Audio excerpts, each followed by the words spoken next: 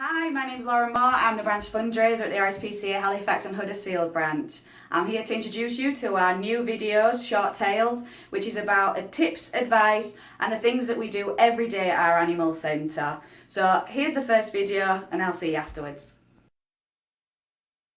Hi, I'm Mike Cuthbert and I'm the Training and Behaviour Advisor for the Halifax and Huddersfield RSPCA. So today we're just going to show you a little bit of what we do with all our dogs. So today we're going to give you an introduction to clicker training. So first of all, where we are is our home room. And this is a room that we sort of replicate a home environment. So we use it a lot to socialise our dogs, get them used to the home. And we also do a lot of our beginner training here because there's less distractions, so it's an easier place to start. So first of all, I'll introduce you to what's called a clicker. So a lot of people may have already seen this. This is just a plastic device that makes a clicky noise.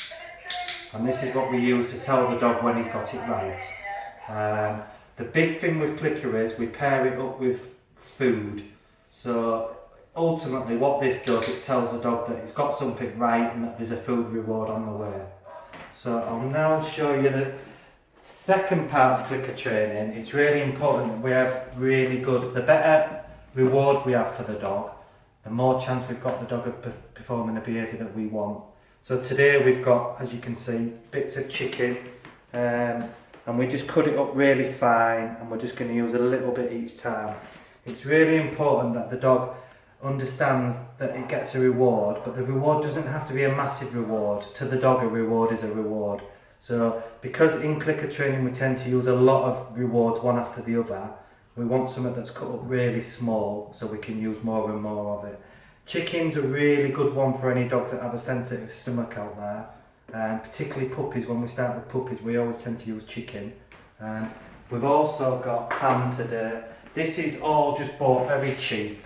This is tinned ham and again, as you can see, it's cut up really small. We find that the other things that we tend to use here, hot dogs can be really good. We cut them up again really small and we use a lot of cheese as well. Just be aware that obviously the foods we're using are a little bit fattening, so if you've done a lot of training that day, it'll be a case of giving your dog a little bit less of a meal on in the evening, because obviously we don't want dogs with weight problems. So today what we're going to be doing is a thing called nose touch. Now nose touch is where we're going to teach the dog to actually touch our hand with their nose. First of all, we do it because it's something that the dog hasn't done before, so they've often been taught sit or a down. Nose touch will be brand new to most of your dogs, so it actually reinforces our clicker, which is what we want, because once the dog understands what the clicker means, then as you'll see over the next few weeks we'll be teaching lots and lots of different behaviours. Just excuse our radio for the moment. So what we'll do next, I think, is we'll actually get a dog into the room. This dog that we're bringing in is a lovely little staffy. She's very new to us. She's been here only about a week or so. So she's very new to clicker training. So this will give you, all you guys at home who are also new to it, a really good example of how to just start with the very basics. So the next step will be that we bring the dog. The dog's called Lizzie. As you'll see, she's lovely. At the moment, Lizzie is looking for a home. So if there's anyone out there who's interested, all you need to do is contact the branch and we'll let you know. So this is Lizzie, as we mentioned earlier, our lovely staffy that's looking for a home. And she's been handled at the moment by Nick, who's one of our training staff at the centre. And he's actually just started to do the nose touch. So we'll talk you through what he's actually doing. So if you look at what he's doing, he's offering the side of his hand to the dog. And then he's going to wait until the dog actually touches his hand with her nose. And that's the point when he's going to click. Because that's the point that we want to reward. And what we said earlier was, once he's clicked, then the dog knows that a reward's going to come. Nick's actually got the rewards that we mentioned earlier. So he's got the ham and chicken in a pouch on the side of him. And he's got his clicker in the other hand. So at the moment, he's just going to offer his hand, and every time she goes to his hand with her nose, he's going to click. Now, for anyone starting out at home, it's really important that you don't give the dog too much too early. So you're trying to put your hand really close to the dog's nose. Most dogs are really nosy, and what they'll do, just like Lizzie is, they'll start to look and turn to look, and you've just got to be ready to mark that behaviour with your clicker. Now, if they don't do it instantly, don't panic and just keep trying, because at some point they'll do it. And eventually what will happen is Lizzie will understand that the behaviour of touching the hand is what's getting her the reward, and then she'll start doing more and more of it. Now, it's really interesting to watch because Lizzie's actually a beginner dog, so can you see it's really important that you give her them few seconds to actually work it out herself. So if Nick has another one, we'll maybe see that in action. And can you all see that she's really engaged with Nick as well? The beauty of clicker training is that because it's a food-based reward system, is that the dog gets really engaged with the owner. So it's actually a really nice way to build a bond with your dog. And because we're only focusing on what we want, we tend to ignore any other behaviours. And in dog training, when you ignore a behaviour, hopefully that behaviour gets less and less. Because dogs, they actually want the reward, just like we do. So it's really important that we just focus on that really sort of behaviour that we want. Nick will then move around a little bit and then have another go. With clicker training, it's really important that we don't do too much, especially when you're starting out. So we'd only recommend doing a couple of minutes, no more than about a 5-minute session in one go.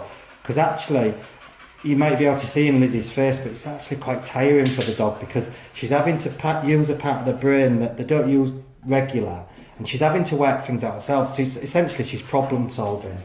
And when dogs do problem solving, it's really tiring on the brain, a bit like us when we do something new. It's sort of quite taxing, so we don't do too long. I think she could do a few more though, so we'll see how good she is. And you see how Nick's been really patient and waiting every time. We only offer the hand once and then we don't move it. Now, as your dog gets better and as we show you as the weeks go on, you progress it. So just like Nick did then, he actually challenged her. He put his hand quite a bit further away, but it was really good because he waited patiently for her to go to it. Now, a lot of you will be asking, why would you teach your dog to do this? First of all, it's just fun for the dog.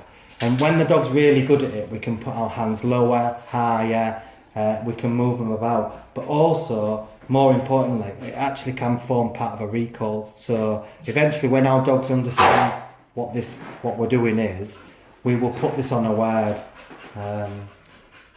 which will be nearly always touch is what we use at the centre. And then we can ask our dogs to touch when they're quite far away. So in other words, we can get our dogs to come back to us to touch our hands, which is also the part of a really good recall. So it can be really useful. Lizzie's just coughing up there. You find with a lot of dogs that they're just, because we're using such high value treats, they tend to eat it a bit quick. But it's nothing I'd worry about with your own dog. Dogs aren't daft, they'll cough it up and probably eat it again, because that's what dogs do. But as we're showing you there, Nick, the next step would be to put this on a command. We often get asked the question when we do clicker training, do we have to use a clicker forever? And the simple answer is no. What we do is the clicker is a tool to teach the dog the new task. Once the dog's performing it really reliably, then that click word, actually we replace that quite simply with a word of our own, which would be touch. Once the dog's doing it really reliably, we can just ask the dog to touch and we don't need the clicker anymore. So I think we'll wrap up our first session there. Just thanks Nick and thanks Lizzie. Right, so now you've seen Nick and Lizzie doing our one-to-one training. We're going to show you a clip of our staff doing training with the dogs currently in the centre. Our dogs get trained every single day as a group session wherever possible. They all get one-to-one each day. But we like to do group sessions because it's quite nice for the dogs to do it with other dogs around because they learn how to do it with distractions. So your next clip will be our dedicated staff at the centre doing training with the dogs.